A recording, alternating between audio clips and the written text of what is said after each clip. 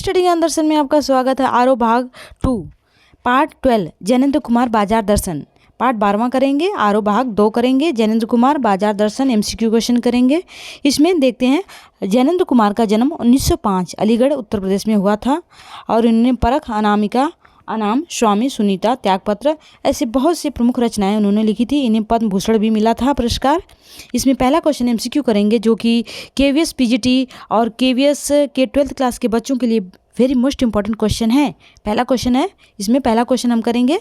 पहला क्वेश्चन जो है कि बहुत ही इंपॉर्टेंट, इसमें एमसीक्यू क्वेश्चन करेंगे और वन लाइनर क्वेश्चन भी इसे पूरा हम करेंगे। चलिए, तो इसमें बाजार दर्शन पाठ के लेखक फणीश्वर नाथ रेणु, जैनेन्द्र कुमार, विष्णु खरे, हजारी प्रसाद। तो इसमें जैनेन्द्र कुमार जी हैं जो कि बाजार दर्शन उन्होंने लिखा है।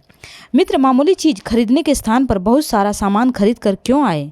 आवश्यकता थी, वेतन वृद्धि हो गई थी, पत्नी के कारण, बच्चों के कारण। तो इसमें है पत्नी के कारण। ऐसा लेखक ने कहा कि पत्नी की वजह से उसकी जो डिमांड थी, जो उन्होंने कहा था, वह मुझे लेना पड़ा। लेकिन पत्नी की ही नहीं बल्कि साथ में उनके दोस्त की भी वही रहा होगा इच्छा, तभी उन्होंने लिया होगा।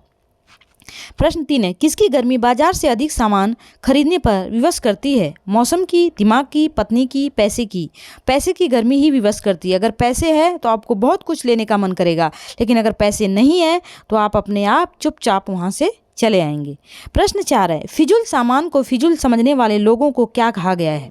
मूर्ख, संयमी, खर्चीला और स्वाभिमानी। तो इसमें कहा गया संयमी कहा गया है कि जो संयम से काम लेते हैं। असंतोष, तृष्णा और ईर्ष्या मनुष्य को क्या बना देती है? संयमी, संतोषी, बहादुर, बेकार। तो बेकार बना देती है। अगर हमारे अंदर असंतोष है, तृष्णा है, ईर्ष्या है तो हम बेकार हो जाते हैं। प्रश्न 6, ऊंचे बाजार का आमंत्रण कैसा होता है? आकर्षक, मुख, वाचाल, भयंकर। तो ये मुख होता है। यहाँ पे आकी मात्रा लग गई है। अगला क्वेश्चन है, प्रश्न 7 है, किस बाजार में खड़े होकर आदमी को लगता है कि उसके पास काफ़ी नहीं है? सदर, गांधी, चौक, कमेटी। तो इसमें है, अगला है चौक। जब चौक पे यहाँ चौका दे दिया है तो यहाँ चौक होगा, चौक। इसमें चौक है। चौक पे जब जाते हैं तो हमारे जो इच्छाएं होती हैं वो अपने आप जागने लगती हैं। प्रश्न 8 है, सजा धजा बाजार क्या करता है? नियंत्रित करता है, संचालित करता है, संगठित करता है, आमंत्रित करता है। तो जो बहुत सजा हुआ बाजार है, अगर हम बाजार में जाते हैं तो हमारा भी मन ललचाता है सामान को लेने के लिए। प्रश्न 9, लेखक का दूसरा मित्र बाजार से खाली हाथ क्यों आया? वह सब कुछ नहीं खरीदना चाहता था, उसके पास पैसे नहीं थे, वह कुछ कम नहीं खरीदना चाहता था, वह कुछ भी नहीं छोड़ना चाहता था। तो वह कुछ भी नहीं छोड़ना चाहता था, इसकी वजह से वह कुछ भी लेकर नहीं आया, क्योंकि उसकी इच्छाएं बहुत ज़्यादा थी और खरीदने की चाहत बहुत ज़्यादा थी, इसलिए उसने सोचा इससे अच्छा कुछ ना खरीदे। प्रश्न 10, बाजार में क्या है? जादू, वस्तुएं, सौंदर्य, गति। तो बाजार में जो होता है वह जादू होता है, देखकर आकर्षित करता है, लोगों को खरीदने के लिए विवश करता है। प्रश्न 11, बाजार का जादू किसके माध्यम राह से काम करता है? हाथ, नाक, मुंह, आँख। जो आँख के माध्यम से जब हम बाजार को देखते हैं तो हमारा जी ललचाता है कि हम अलग अलग किस्म के सामान को खरीद लें। तो यह आँखों से ही हमें पता लगता है कि बाजार कितना खूबसूरत है, सामान कितनी सुंदर है। प्रश्न 12, लू में जाना हो तो क्या पीकर जाना चाहिए? चाय, कॉफ़ी, पानी, गर्म दूध। तो पानी पीकर जाना चाहिए, जिससे हमें लू लगने पर उसकी ज़रूरत ना पड़े। 13, बाजार की असली कृतार्थता किसमें है? लोगों को लुभाना, सामान खरीदने के लिए विवश करना, मोल भाव और आवश्यकता के समय काम आना। तो आवश्यकता के समय काम आना ही सबसे इम्पोर्टेंट बताया गया है। प्रश्न 14 है, ठाठ देखकर मन को बंद करना क्या है? जड़ता, गति, जीवन, संजीवनी। तो ये जड़ता है।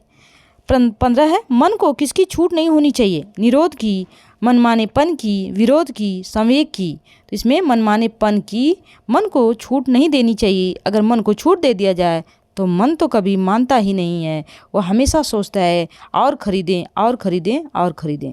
अगला प्रश्न है, भगत जी क्या बेचते थे? फल, मेवे, मंजन, चूना। तो वह चूरन बेचते थे। यहाँ चूना दिया है, चूना नहीं होगा बल्कि यहाँ पे चूरन होगा। चूरन जो है वह बेचते थे, जिसे बहुत लोग पसंद करते थे और उनकी जितना ज़रूरत होती थी उतना ही बेचते थे, उससे ज़्यादा वह नहीं बेचते थे। यहाँ पे चूना दिया है, चूना नहीं होगा, चूरन होगा। भगत जी चूरन से प्रतिदिन कितने आने कमा लेते थे? 4, 5, 6 आने। तो वो प्रतिदिन जो है चूने से वह 7 आने कमाते थे, उससे ज़्यादा वो कमाते नहीं थे। अगर उनका चूरन बच जाता था तो उस चूरन को बच्चों में बांट दिया करते थे। बस 7 आने मिल गया, बस बात उनके 6 आने, 6 आने, उनको 6 आने से ही मतलब रहता था। 6 आने मिल गए, इसके बाद वह बेचते ही नहीं थे, बाकी चूरन जो है बच्चों के बीच में बांट दिया करते थे। 6 आना हो गया, वहीं पे चूरन बांट देते थे।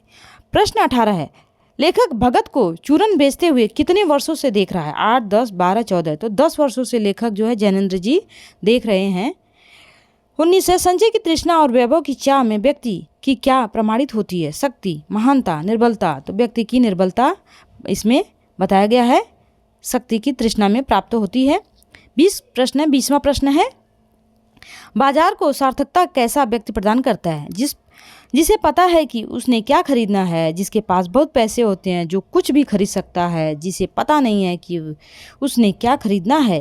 तो जिसे पता है कि उसने क्या खरीदना है, अगर हमें पता है कि बाजार में क्या खरीदना है, वही सार्थकता है, वही सार्थक है। हमें पहले मालूम करना चाहिए कि हमें खरीदना क्या है, लिस्ट बनाना चाहिए। ये नहीं कि बाजार में गए, जो आकर्षित कर रही है चीज़ें उसे खरीद लाएं। इससे हम कभी दिन प्रतिदिन हम घाटे में ही जाएंगे, हमारा नुकसान होगा। प्रश्न 21, बाजारूपन कौन लोग बढ़ाते हैं? अधिक पैसे वाले, जिन्हें पता नहीं कि उन्हें क्या खरीदना है, जो कंजूस हैं, जो सन्यासी हैं, जिन्हें पता ही नहीं है कि हमें खरीदना क्या है, वही लोग जो बाजारूपन को बढ़ावा देते हैं, और इसीलिए लोग अच्छी अच्छी चीज़ें आकर्षित करने वाली रखते हैं। जैनेन्द्र कुमार का जन्म किस सन में हुआ था? तो इनका जो है 1901, 1902, 1904, 1905। तो 1905 में इनका जन्म हुआ था। जैनेन्द्र कुमार का जन्म कहाँ हुआ था? इटावा, आगरा, अलीगढ़, बुलंदशहर। तो इनका जन्म जो है वो अलीगढ़, उत्तर प्रदेश में हुआ था। अगला प्रश्न है इसमें अगला है, जैनेन्द्र कुमार का निधन किस वर्ष में हुआ था? 1989, 1990, 1991, 1992। तो इनका जो निधन हुआ था 1990 में हुआ था। 1990 में इनका निधन हुआ था। अगला प्रश्न है, भारत सरकार द्वारा जैनेन्द्र कुमार को कौन सा सम्मान मिला? पद्मश्री, पद्म भूषण, पद्म विभूषण, भारत श्री या पद्म विभूषण? तो इनको क्या मिला है? इसमें पद्म भूषण मिला है। पद्म भूषण दिया गया है, पद्म भूषण, इसमें पद्म भूषण दिया गया है। यहाँ पे पद्म भूषण दिया गया है, देखिए यहाँ पे पद्म भूषण दिया है, पद्म भूषण इसमें दिया है। एक मिनट देखिए, इसमें पद्म भूषण पुरस्कार दिया गया है। अगला है, इसमें पद्म भूषण दिया गया है। अगला इसमें देखिए प्रश्न 26 है, जैनेन्द्र कुमार पद्म विभूषण दिया गया है। इसमें देखिए यहाँ पे दिया है, एनसीईआरटी में पद्म विभूषण दिया गया है। तो अगला क्वेश्चन है, इसमें जैनेन्द्र कुमार किस बात का प्रभाव है इनके ऊपर? गांधीवाद का, साम्यवाद का, रोमांचवाद का। तो इनमें गांधीवाद का जो है बहुत ज़्यादा असर है। लेखक के अनुसार केवल बाजार का पोषण करने वाला अर्थशास्त्र है नीति शास्त्र, अनीति शास्त्र, अधर्म शास्त्र, और इसमें दिया है, अगला दिया है अज्ञान शास्त्र। तो इसमें अनीति शास्त्र होगा। धन की ओर कौन झुकता है? निर्धन, विवश, निर्बल, असहाय। जो निर्बल होता है वह धन की ओर झुकता है। प्रश्न अगला है, जो लोग बाजारूपन बढ़ाते हैं वे साथ ही साथ अन्य किस दोष को बढ़ाते हैं? महंगाई को, विवश को, कपटता को, छल को, किसको बढ़ाते हैं? तो ये लोग जो होते हैं वह साथ साथ कपट को बढ़ावा देते हैं। इसमें प्रश्न है अगला 30, किसी की समृद्धि को देखकर अपने प्रति हीन भावना पैसे की कौन सी शक्ति है? महंगाई, विवश, महान, व्यंग। तो इसमें व्यंग को दिया गया है। अगला प्रश्न है 31, लेखक ने बाजार के जादू को किस प्रकार का जादू कहा है? शक्ति का जादू, रूप का जादू, धन का जादू, लाभ का जादू। तो इसमें है अगला रूप का जादू कहा गया है। इसमें रूप का जादू कहा गया है। इसमें देखिए यहाँ रूम दिया है तो यहाँ पे रूप होगा, ध्यान देना है, कुछ मिस्टेक हो गई है। चूरन बेचने वाले भगत जी कैसे व्यक्ति हैं? संतोषी, लालची, घमंडी, निर्धन। तो वो बहुत ही ज़्यादा संतोषी व्यक्ति हैं, उनके अंदर बहुत ही संतोष है। 6 आने का अगर उन्होंने चूरन बेच दिया तो फिर इसके बाद बाकी जो चूरन बचा रहता है वो बच्चों को बांट देते हैं। प्रश्न 33 है, चूरन बेचने वाले महानुभाव को वो किस नाम से पुकारा करते थे? चूरन वाला, भगत जी, मस्तराम, फेरी वाला। तो इसमें भगत जी के नाम से पुकारा जाता था। इसमें है, चूरन बेचने वाले ने एक ही दिन में कितने से अधिक धनराशि कमी नहीं कमाती थी? कभी भी उनका एक फिक्स था, उससे ज़्यादा वो नहीं कमाते थे। 0 आने, 8 आने, 1 रुपया, 2 आने। तो उनको आने मतलब 6 आने आने भर वो कमाते थे, इससे ज़्यादा वह बिल्कुल भी कमाते नहीं थे। बाकी जो बचता था वह सिर्फ बच्चों में बांट दिया करते थे। मित्र ने लेखक के सामने अपना क्या फैला दिया? थैला, मनी बैग, हाथ, रुमाल। मनी बैग, अपना मनी बैग फैला दिया क्योंकि बाजार गए थे, बाजार से सारी सामान लेकर आते हैं और उनका सारा पैसा खत्म हो जाता है और कहते हैं कि पत्नी की इच्छा थी इसलिए मैंने सामान खरीदा। पर सिर्फ पत्नी की इच्छा से नहीं होता है, अपनी भी इच्छा होती है तभी कोई सामान खरीदा जाता है और इसलिए वो बैग खोल देते हैं पत्नी के सामने, अपने मित्र के सामने। इसमें बाजार दर्शन पाठ में चूरन वाले द्वारा रोजाना 6 आने कमाए जाने का वर्णन लेखक बराबर है 2 पैसे, 4 पैसे, 6 पैसे, 12 पैसे। तो इसमें 4 पैसे दिया है लेकिन 4 पैसे नहीं, इसमें 6 पैसे, 6 आने ही कमाता था, वो 6 आने से ज़्यादा वह कमाता नहीं था। अगला है बाजार दर्शन पाठ में लेखक डॉक्टर मित्र किसके साथ बाजार गया? लेखक के साथ या अपनी पत्नी के साथ और अपने दोस्त के साथ? तो वह अपने पत्नी के साथ ही बाजार जाते हैं और बहुत सारी सामान लेकर आते हैं। लेखक ने बाजार दर्शन पाठ में चूरन वाले को अकिंचित कर कहा है, जिसका अर्थ है ठग, भिखारी, अर्थहीन, व्यापारी। अर्थहीन कहा गया है। बाजार दर्शन के लिए पैसा क्या है? पावर है। पैसा को पावर कहा गया है, पैसा ही पावर है। अगर बाजार में जाना है तो पैसे की पावर लेकर जाइए, तो पावर को कहा गया है इसमें। अगला क्वेश्चन है, 1 लाइनर क्वेश्चन इसमें करेंगे, बहुत इंपॉर्टेंट क्वेश्चन है। बाजार दर्शन लेखक कौन है? लेखक कौन है? जैनेन्द्र कुमार है। यह पाठ गद्य लेखक की किस विधा में लिखा गया है? निबंध विधा में विधाएं ज़्यादा पूछी जाती हैं। बाजार दर्शन का प्रतिपादन और बाजार के उपयोग का विवेचन या विवेचना करना, इसमें है 4। बाजार का पोषण, इसमें है बाजार का पोषण करने वाले अर्थशास्त्र को लेखक ने क्या नाम दिया है? अनीति शास्त्र नाम दिया, अनीति शास्त्र। लेखक का मित्र किसके साथ बाजार गया था? अपनी पत्नी के साथ बाजार गया था, बहुत सारी सामान लेकर आता है। लेखक के मित्र ने खरीदारी का श्रेय किसे दिया? अपनी पत्नी को दिया कि पत्नी की फरमाइश है इसलिए मैंने खरीदा, लेकिन पति की भी रही होगी तभी खरीदे होंगे। 7 प्रश्न है, और पैसा होता तो और सामान आता, क्या देकर लेखक के मन में यह बात आई? इसमें देखिए, इसमें है मित्र के द्वारा खरीदे गए सामान को देखकर इनके मन में विचार आता है कि और पैसा होता तो और सामान हम खरीद लेते। अगला है, लेखक के अनुसार पैसा क्या है? पैसा जो है वो पावर होती है। पैसे की परचेजिंग पावर के प्रयोग में क्या है? पावर का रस है। बाजार का काम क्या है? ग्राहकों को आकर्षित करना। बाजार इतना सजा रहता है कि देखकर ग्राहक आकर्षित होते हैं, इतनी लाइट लगी रहती है, इतनी व्यवस्था लगी रहती है, इतनी चमक धमक होती है कि लोग आकर्षित होते हैं। बाजार के जादू का प्रभाव कब पड़ता है? जब ग्राहक का मन खाली हो तभी उसका असर पड़ता है। इसीलिए अगर मन भरा होता है तो हमें खरीदने की इच्छा नहीं होती है, लेकिन अगर मन खाली हो तो हमें बहुत कुछ लेने की इच्छा होती है। अगला प्रश्न है, न चाहते हुए या जरूरत न होने पर भी लोग कब बाजार से सामान खरीदते हैं? जब मन खाली हो। जब मन खाली हो। हमें बाजार कब जाना चाहिए? जब मन खाली न हो तब जाना चाहिए, मन भरा हो तो जाना चाहिए। लेखक क्या सलाह देता है? बाजार जाते वक्त मन को बंद रखना चाहिए ताकि ज़्यादा सामान न खरीदे। बाजार को शैतान का जाल किसने कहा है? लेखक के मित्र ने कहा कि बाजार तो शैतान का जाल होती है। बाजार क्या देखता है? क्रय शक्ति देखता है। बाजारवाद को बढ़ावा कौन देता है? मन का खालीपन ही बढ़ावा देता है। बाजार जाते समय बाजार के जादू के प्रभाव से बचने का सरल उपाय क्या है? मन खाली करके जाना ही सबसे उचित है। बाजार का आमंत्रण कैसा होता है? मुख, मौन और चाह जगाने वाला होता है। शांत होता है लेकिन इच्छा जगाने वाला होता है। बाजारूपन से क्या अभिप्राय है? बाजार से अनावश्यक वस्तुएं खरीदना ही बाजारूपन है। कौन लोग बाजारूपन को बढ़ाते हैं? परचेजिंग पावर वाले लोग या ऐसे लोग जो बाजार से अनावश्यक चीज़ें खरीदते हैं। अब जिसके पास ज़्यादा पैसे हैं और वो जाएंगे तो अनावश्यक चीज़ें लेकर ही आएंगे, क्योंकि उनके पास पैसा है, उनके पास पावर है, वो अपना दिखाने के लिए वो बहुत सारी सामान खरीदते हैं। अगला प्रश्न है, बाजार को सार्थकता कौन देता है? वो जो जानते हैं कि उन्हें क्या खरीदना है और ऐसे लोग जो बाजार से सामान आवश्यकता के अनुसार ही खरीदते हैं और उन्हें पता होता है कि हमें क्या खरीदना है और क्या नहीं। ज़रूरत के हिसाब से ही हम चीज़ें खरीदें तो ही ज़्यादा अच्छा रहता है। अगला प्रश्न है इसमें,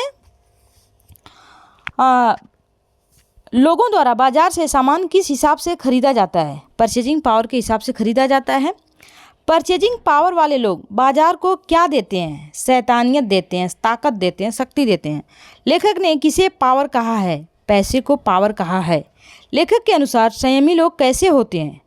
ज़रूरत भर का सामान खरीद कर अपने पैसे को बचाने वाले बुद्धिमान लोग होते हैं, जो ज़रूरत के हिसाब से सामान खरीदते हैं। अगला है, बाजार दर्शन पाठ में किसके जादू की बात कही गई है? बाजार के जादू की बात कही गई है। अगला प्रश्न है, कमजोर इच्छा शक्ति वाले लोग किसके जादू से मुक्त नहीं हो सकते? बाजार के जादू से मुक्त नहीं हो सकते। जो देखते हैं वही मन करता है लेने का। लेखक ने बाजार के जादू को किस प्रकार का जादू कहा है? रूप या जादू, यानी चीज़ों का ऐसा सजा धजा कर रखना कि देखने वाला लालायित हो जाए और उसका मन भी ललचाने लगे कि हमें ये सामान लेना ही है। अगला प्रश्न है इसमें, भरे मन से बाजार जाने पर क्या होगा? बाजार के जादू का प्रभाव नहीं पड़ेगा। बाजार में सामान को कैसे रखा जाता है? सजा धजा कर आकर्षित करता है लोगों को। व्यक्ति कहाँ खड़े होकर बाजार को देखता है? चौक पर व्यक्ति खड़े होकर बाजार को देखता है। अगला है, लेखक के अनुसार लोभ की जीत क्या है? हठपूर्वक लोभ को दबाना। अगला प्रश्न है, लोभ से बचने का क्या उपाय है? मन को बंद करना ही लोभ से बचना है। मनुष्य की सब कुछ खरीदने की इच्छा कब जागती है, या मनुष्य को सब और की चाह कब घेरती है? जब उसे इसमें जब उसे अपनी ज़रूरत का ज्ञान हो। अगर उसे अपनी ज़रूरत का ज्ञान हो तो किसी प्रकार की कोई समस्या नहीं आ सकती है। बाजार के जादू की तुलना किससे की गई है? चुंबक के जादू से। लोगों को देखती है और आकर्षित करती है और लोग खींचे चले आते हैं बाजार में, दुकानों में खरीदने के लिए। बाजार के जादू की क्या खासियत है? यह खाली मन और जेब दोनों पर अपना गहरा प्रभाव डालती है। शून्य होने का अधिकार किसके पास होता है? परमात्मा के पास होता है। मन को किस बात की छूट नहीं मिलनी चाहिए? मनमानी करने की छूट बिल्कुल भी मन को देना नहीं चाहिए। अगर हम छूट देते हैं तो हम तमाम प्रकार की चीज़ें जो हैं बाज़ार से खरीद लाते हैं। इसीलिए हमें ज़रूरत के हिसाब से ही सामान को खरीदना चाहिए। बाजार कब फैला का फैला ही रह जाएगा? जब मन में दृढ़ लक्ष्य हो कि मुझे क्या लेना है और क्या नहीं लेना है। लेखक ने चूरन वाले को अकिंचित कर कहा है, जिसका अर्थ होता है अर्थहीन। लेखक के पड़ोसी कौन थे? भगत जी थे। भगत जी किस प्रकार के व्यक्ति थे? बहुत ही संतोषी व्यक्ति थे। 6 आने का चूरन बेचने के बाद जो चूरन बचता था वो बच्चों में बांट देते थे। भगत जी कितने वर्षों के लेखक के पड़ोस में रहते थे? 10 साल से वह रहते थे। भगत जी क्या बेचते थे? भगत जी चूरन बेचा करते थे। अगला है, भगत जी चूरन किसमें रख कर बेचा करते थे? एक पेटी थी, उसी पेटी में चूरन रखते थे और बेचते थे। भगत जी हर दिन कितनी कमाई करते थे? 6 आने से ज़्यादा कमाई बिल्कुल नहीं करते थे। 6 आने के बाद वह बंद कर देते थे। 6 आने की कमाई होते ही भगत जी बचे चूरन को क्या करते थे? बच्चों में बांट दिया करते थे। लेखक भगत जी को श्रेष्ठ क्यों मानते हैं? क्योंकि वे संतोषी स्वभाव के थे। उनके अंदर लालच नहीं थी, बिल्कुल नहीं थी।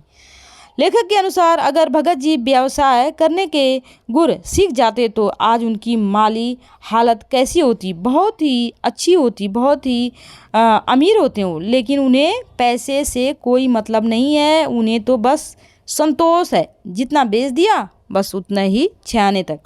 पैसा किसके भीख मांगता है? उसे ले लो। भगत जी से पैसा भीख मांगता है कि मुझे ले लो, लेकिन भगत जी कहते हैं मुझे नहीं चाहिए, मुझे 6 आने से बिल्कुल भी ज़्यादा नहीं चाहिए। लेखक ने भगत जी का क्या बोलकर अभिवादन किया? जय राम कहकर वह अभिवादन करते थे। बाजार के भगत जी कहाँ रुके? पंसारी की दुकान पर भगत रुकते हैं, वहाँ से नमक और जो भी चीज़ें लेते हैं चूरन बनाने की, और फिर सीधा अपने घर जाते हैं। पाठ के अनुसार किस पात्र पर बाजार के जादू का प्रभाव बिल्कुल नहीं पड़ता है? भगत जी पे बिल्कुल भी नहीं पड़ता है, क्योंकि उन्हें सिर्फ चूरन की सामान लेना होता है और सीधा घर आते हैं। अगला है इसमें क्वेश्चन, पाठ में लेखक के कुल कितने मित्रों का जिक्र हुआ है? 2 मित्रों का जिक्र हुआ है। एक खाली हाथ आता है और एक बहुत सारी पत्नी के साथ सामान लेकर आता है। जो लोग बाजारों में बाजारूपन बढ़ाते हैं वो साथ ही साथ अन्य किस दोष को बढ़ाते हैं? वो छल और कपट को भी बढ़ाते हैं। कौन मनुष्य संतोष, तृष्णा और ईर्ष्या से घायल करके बेकार बनता है? बाजार का चौक जो है वह लोगों को घायल करता है, लोगों को बेकार करता है। इसीलिए हमें बाजार के मोह से प्रभावित नहीं होना चाहिए, हमें ज़रूरत की चीज़ें ही लेना चाहिए। अगला प्रश्न है, बाजार का जादू किस माध्यम से काम करता है? आँखों के माध्यम से काम करता है। बाजार से कब आनंद मिलता है? जब ग्राहक के मन में लक्ष्य निश्चित होता है तभी आनंद मिलता है। अगला है, बाजार की असली उपयोगिता किसमें है? जरूरत के समय काम आने वाले में है। बाजार की सशक्तता किसमें है? लोगों की आवश्यकता पूरी करने में है। अगला, कौन सा योग लोभ से बचने का उपयुक्त तरीका नहीं है? हठ योग। हठ योग का प्रभाव होता है मन कमजोर, पीला, आसक्त हो जाता है। लेखक ने पाठ में दिल्ली के किस बाजार का जिक्र किया है? चांदनी चौक के बाजार का जिक्र किया गया है। बाजारवाद का प्रमुख कारण क्या है? मनी बैग है, मनी बैग। स्त्री माया ना जोड़े तो क्या मैं जोड़ूं? इस कथन से आशय है कि धन संचय के लिए सिर्फ कौन जिम्मेदार है? धन संचय के लिए सिर्फ कौन जिम्मेदार है? तो धन संचय के लिए स्त्री जिम्मेदार है। क्यों? स्त्री ही क्यों जिम्मेदार है? अगला क्वेश्चन है इसमें, फिजूल सामान को फिजूल समझने वाले लोगों को क्या कहा गया है? संयमी कहा गया है। क्यों न मैं मोटर वालों के यहाँ हुआ, यह किसने और किससे कहा? लेखक ने खुद अपने आप से कहा। जब कोई मोटर गाड़ी से जाता है, कार से जाता है, तो मेरा भी मन करता है कि मेरा भी जन्म किसी मोटर वाले घर के, किसी बड़ी अमीर आदमी के घर हुआ होता जिसके घर मोटर कार होती। अगला प्रश्न है, लेखक के अनुसार किस प्रकार का व्यक्ति धन की ओर झुकता है? निर्बल व्यक्ति धन की ओर झुकता है। व्यक्ति की निर्बलता किससे प्रमाणित होती है? वैभव की चाह रखने वालों से प्रमाणित होती है। पाठ में आंखें फोड़ डालने का दृष्टांत क्यों दिया गया है? आत्मसंयम के लिए दिया गया है कि आंखें ही हैं जो हमें लुभाती हैं, चीज़ों को खरीदने के लिए विवश करती हैं। लेखक किन शब्दों के सूक्ष्म अंतर में नहीं पढ़ना चाहता? आत्मिक, धार्मिक, नैतिक के मोह माया में वो पढ़ना नहीं चाहता। हम कम समय में अधिक क्वेश्चन कराएंगे। लेखक का दूसरा मित्र बाजार से खाली हाथ क्यों लौट आया? क्योंकि वह कुछ भी नहीं छोड़ना चाहता था, यानी सब कुछ खरीद लेना चाहता था। इसीलिए वह जो है सब कुछ खरीदना चाहता था। लेखक का दूसरा मित्र खाली हाथ इसलिए आता है क्योंकि वह बाजार से सब कुछ खरीदना चाहता है, इसीलिए वह खाली हाथ आता है। वह सोचता है कि इससे अच्छा कुछ भी न खरीदूं। प्रश्न अगला है, मित्र ने लेखक के सामने अपना क्या फैला दिया? मनी बैग उन्होंने फैला दिया। ठाठ देखकर मन को बंद करना क्या है? एक जड़ता है। लेखक के संबंधित प्रश्न है। जैनेंद्र कुमार, इसमें लेखक से जो संबंधित कुछ प्रश्न, इंपॉर्टेंट क्वेश्चन दिए गए हैं जो इस प्रकार से हैं। इसमें देखिए, इसमें है लेखक से संबंधित प्रश्न। जैनेंद्र कुमार जी का जन्म किस सन में हुआ था? 2 जनवरी 1905 में हुआ था। अलीगढ़, उत्तर प्रदेश में हुआ था। जैनेंद्र कुमार जी का जन्म कहाँ हुआ था? इसमें जैनेंद्र कुमार का जन्म जो हुआ था वह कहाँ हुआ था, इसमें बताया गया है। तो उनका जन्म जो हुआ था वह कौड़ियागंज, अलीगढ़, उत्तर प्रदेश में हुआ था। अगला है, जैनेंद्र कुमार जी का निधन कब हुआ? 1990 में हुआ था। जैनेंद्र कुमार जी पर किस वाद का प्रभाव है? गांधीवाद का प्रभाव अधिक दिखाई देता है। जैनेंद्र कुमार जी कौन कौन से पुरस्कारों से सम्मानित थे? साहित्य अकादमी से पुरस्कार से, भारत भारती सम्मान से, और भी बहुत ही पद्म भूषण सम्मान से उन्हें नवाजा गया था, उन्हें मिला हुआ था। अगला क्वेश्चन है, जैनेंद्र कुमार जी के प्रमुख उपन्यास सुनीता, त्यागपत्र, परख, मुक्तिबोध, कल्याणी है। अगला है, जैनेंद्र कुमार जी की प्रमुख कहानी पाजेब, खेल, नीलम देश की राजकुमारी, अपना अपना भाग्य, तत्सम, ये सारी उनके जो है रचनाएं हैं। अगला है इसमें क्वेश्चन, अगला क्वेश्चन है, अगला है, जैनेंद्र कुमार जी के प्रमुख निबंध जड़ की बात, प्रस्तुत प्रश्न है, प्रबोधन साहित्य है इसमें, और साहित्य का श्रेय, और प्रेम, प्रिय, सोच, विचार, और समय, और हम, ये सारे उनके बहुत ही इंपॉर्टेंट क्वेश्चन हैं जो कि उनके बारे में अक्सर पूछे जाते हैं। टोटल 85 ऑनलाइनर क्वेश्चन है। अगर आपको वीडियो पसंद आए तो लाइक, शेयर, सब्सक्राइब कीजिए। Thank you for